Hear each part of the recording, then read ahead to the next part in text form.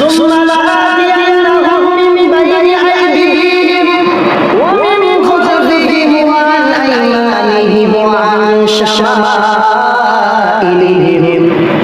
মানুষকে আদম সন্তানকে ধোঁকা দেওয়ার জন্য তাদের তারা যেন আপনার কথা না মানে আমি শয়তানের অনুসরণ করে এই মানুষকে জাহান্নামে মুখী করার জন্য মানুষের ডান দিক দিয়ে আমি শয়তান আক্রমণ করব, বাম দিক দিয়ে আক্রমণ করব, সামনের দিক দিয়ে পিছনের দিক দিয়ে অর্থাৎ কোরআনের তাফসীর অনুযায়ী বোঝা যায় চতুর্দিক দিয়ে শয়তান মানুষকে জাহান্নামে নেওয়ার জন্য আক্রমণ করবে। এজন্য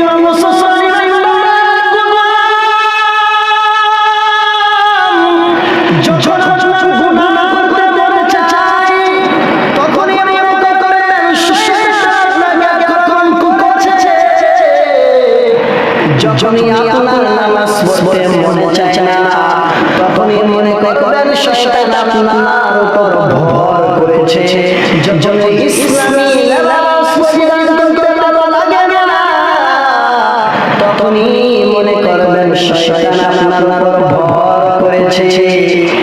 একটা সঠিক তথ্য আপনাদেরকে দিই, বর্তমানে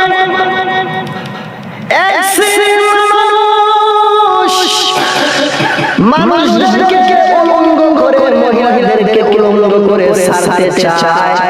তারা তাদের উদ্দেশ্য হলো মহিলারা কিভাবে শয়তানের অনুসরণ করবে এটাই হলো তাদের উদ্দেশ্য।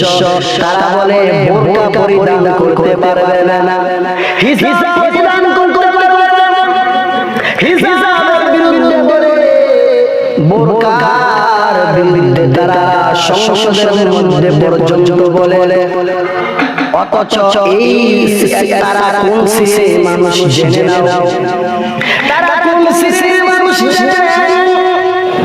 আল্লাহ বলেন 22 নম্বর আয়াত নাম্বার 20 আল্লাহ বলেন ওয়ালা তাদাররুজনা তাদাররুজাল জাহিলিয়াতিল উলা।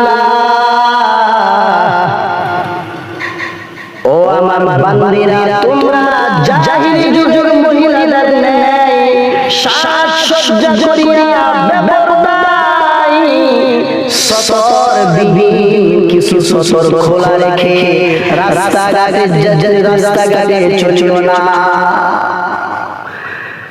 জাহিলি যুগের মহিলারা যেমন বোরকা আকর্ষণ করার জন্য রাস্তাঘাটে চলতো, তোমরা চলিও না।